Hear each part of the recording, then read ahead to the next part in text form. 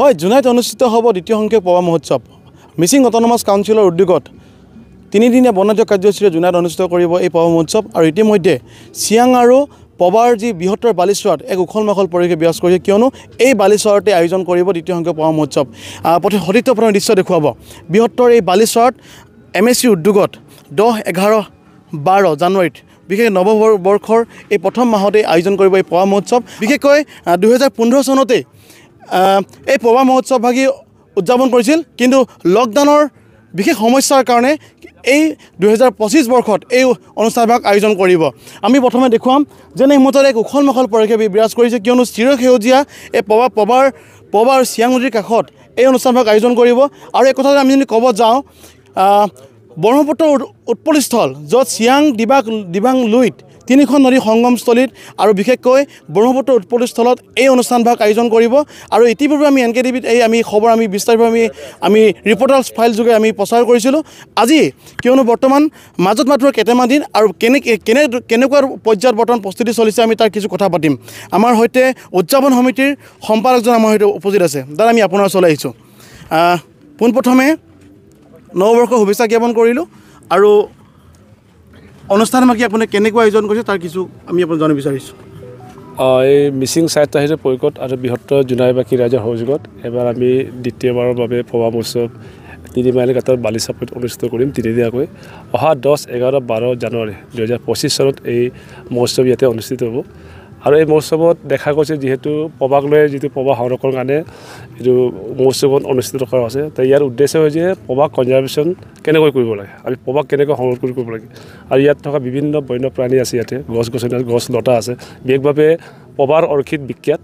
গতিকে অৰ্কিডক আমি কেনেকৈ জীয়াই ৰাখিব পাৰোঁ, ইয়াত সংৰক্ষণ কৰিব পাৰোঁ, তাৰ উদ্দেশ্য ৰাখি আমি ইয়াতে পবা মহোৎসৱ অনুষ্ঠিত কৰিছোঁ। ইয়াৰ লগতে অন্যান্য আমাৰ যিহেতু পবাৰ কাষত লালি নদীখন আছে, তাৰ ইৰ'শ্যনটো প্ৰটেকশ্যনটো কেনেকৈ কৰিব পাৰোঁ, আৰু ইতিমধ্যে অসম চৰকাৰে এই কামখিনি কৰিছে। আৰু দ্বিতীয় কথা হ'ল কি, 1924 চনতে ব্ৰিটিছৰ সময়ত সৃষ্টি কৰা পবা বনাঞ্চল আচলতে ই 100 বছৰ পূৰ্ণ হৈছে।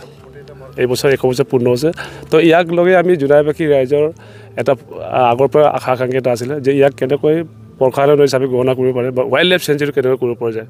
সেইকাৰণে যোৱা বিধানসভাত আমাৰ মাননীয় বিধায়ক ভূৱন পেগু ডাঙৰীয়াই বিধানসভাত এই কথাখিনি উত্থাপন কৰিলে যে পবাক সংৰক্ষণ কৰিব লাগে, নাম্বাৰটো ইয়াক আৰু ৱাইল্ড লাইফ চেঞ্চুৰী কৰিব লাগে। আৰু এই কথাখিনি আমাৰ মিচিং সাহিত্য পৰিষদৰ মুখ্য কাৰ্যবাহী সদস্য পৰমানন্দ চাংগীয়া, আমাৰ মন্ত্ৰী সন্মানীয় ডক্টৰ ৰণোজ পেগু, প্ৰধান বুঢ়া ভুৱন পেগু, এখেতসকলে লাগি আছে যে পবাক কেনেকৈ সংৰক্ষণ কৰিব লাগে, ইয়াক কেনেকৈ ৱাইল্ড লাইফ চেঞ্চুৰী কৰিব লাগে। আৰু যোৱা বিধানসভাত যিহেতু ভুৱন পেগু ডাঙৰীয়াই উত্থাপন কৰিছিলে কথাটো বিষয়টো, আৰু তাত অসমৰ মাননীয় মুখ্যমন্ত্ৰী ডক্টৰ হিমন্ত বিশ্ব শৰ্মা ডাঙৰীয়াই সহায় দিছে যে পবাক কেনেকৈ সংৰক্ষণ কৰিব লাগিব আৰু ইয়াক কেনেকৈ ৱাইল্ড লাইফ কৰিবলৈ, তাৰ কাৰণে মুখ্যমন্ত্ৰী ডাঙৰীয়াই বিশেষভাৱে ইনিচিয়েটিভ লৈছে বুলি আমি গম পাইছোঁ। গতিকে অসম চৰকাৰক ধন্যবাদ জনাই আছোঁ যে 100 বছৰীয়া পূৰ্ণ হোৱা এই পবা বনাঞ্চলক যে সংৰক্ষণৰ কাৰণে ব্যৱস্থা লৈছে আৰু ইয়াক ৱাইল্ড লাইফ হিচাপে গণনা কৰিব লৈ আছে। গতিকে আদৰণীয় কথা। গতিকে আমি জোনাইবাসী হিচাপে খুব গৌৰৱ অনুভৱ কৰিছোঁ। তো পবাক লৈ আমি আৰু বহুত কথা চিন্তা কৰিছোঁ। গতিকে পবাক লৈও জীৱন জীৱিকা হ'ব পাৰে, দাঁতিকাষৰীয়া গাঁৱত মানুহৰ ইয়াৰে মানে জীৱন জীৱিকা ইয়াৰ পৰা সৃষ্টি কৰিব পাৰে। গতিকে এনেকুৱা ধৰণৰ ইয়াতো চ'ৰ্চ আছে। গতিকে এই কথাবিলাক গোটেই আমি সামৰি অহা 10, 11, 12 তাৰিখে 3 দিনীয়াকৈ বিভিন্ন কাৰ্যসূচীৰে ইয়াতে অৰ্কিডক লৈ আমি ছেমিনাৰ কৰিম।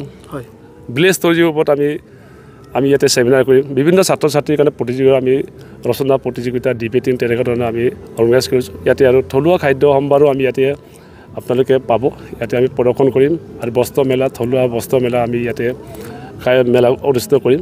আৰু বিভিন্ন আমাৰ ইথনিক কালচাৰ গ্ৰুপ আমাৰ এই কথাখিনি ইয়াত প্ৰদৰ্শন কৰা হ'ব। গতিকে এই বিভিন্ন ধৰণৰ কাৰ্যসূচীলৈ আমি জোনাইবাসী ৰাইজে এই কাৰ্যসূচী পবা মহোৎসৱকে হাতত লৈছোঁ। গতিকে মিচিং সাহিত্য পৰিষদৰ উদ্যোগত আৰু বৃহত্তৰ জোনাইবাসী ৰাইজৰ সহযোগত যিখিনি 3 দিনীয়াকৈ পবা উৎসৱ অনুষ্ঠিত হ'ব, গতিকে সকলো জোনাইবাসী ৰাইজে, অসমবাসী ৰাইজে এই অনুষ্ঠানটোত সহায় সুযোগ দিবৰ কাৰণে মই অনুৰোধ জনাইছোঁ। হয়, এই আছিলে মহোৎসৱখনিৰ সাধাৰণ সম্পাদক। মই প্ৰথমতে পোনপটীয়া অনুষ্ঠানত মই পবা অঞ্চলৰ যি আপোনাৰ সেউজীয়া সাগৰখনৰ বিষয়ে দেখুৱাব যত্ন কৰিম। আৰু কেমেৰাই নিশ্চয় দৃশ্যখিনি দেখুওৱা যত্ন কৰিছে সতীৰ্থই। আচলতে এই অনুষ্ঠানভাগি 3 দিনীয়া বৰ্ণাঢ্য কাৰ্যসূচী আয়োজন কৰিব আৰু ইয়াত ইতিমধ্যে ক'লে ইক' ফ্ৰেণ্ডলি অনুষ্ঠান আয়োজন কৰিব। আমাৰ সৈতে যুৱ চামো উপস্থিত আছে।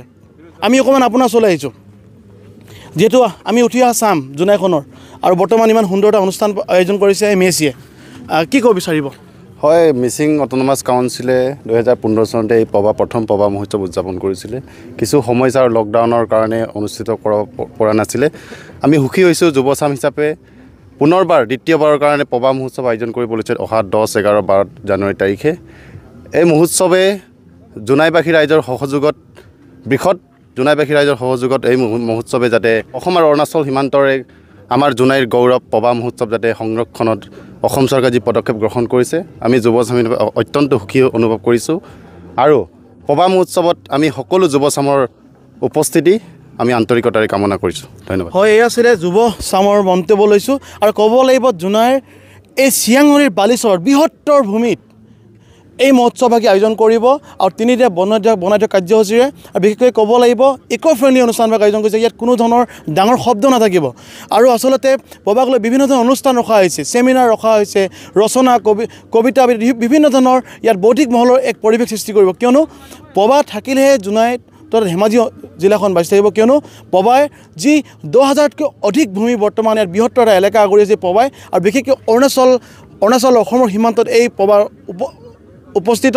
আৰু বিশেষ ক'ব লাগিব পবাৰ যি ঐতিহ্যমণ্ডিত 100 বছৰ গৌৰৱ এই পবাই যেন এতিয়া পুনৰ প্ৰাণ পাই উঠিছে। কিন্তু এই মুহূৰ্তত অসম চৰকাৰেও পবাক দৃষ্টি দিছে। সেয়েহে যদি অসম চৰকাৰে অতি শীঘ্ৰে ইয়াক বন্যপ্ৰাণী অভয়াৰণ্য হিচাপে যেনে ঘোষণা কৰে তাক লৈ বৰ্তমান MSCয়ে এই বৃহৎ যি কাৰ্যসূচী হাতত লৈছে ইতিমধ্যে জোনাইবাসী সকলোৱে তেওঁলোকক এই ধন্যবাদ জ্ঞাপন কৰিছে।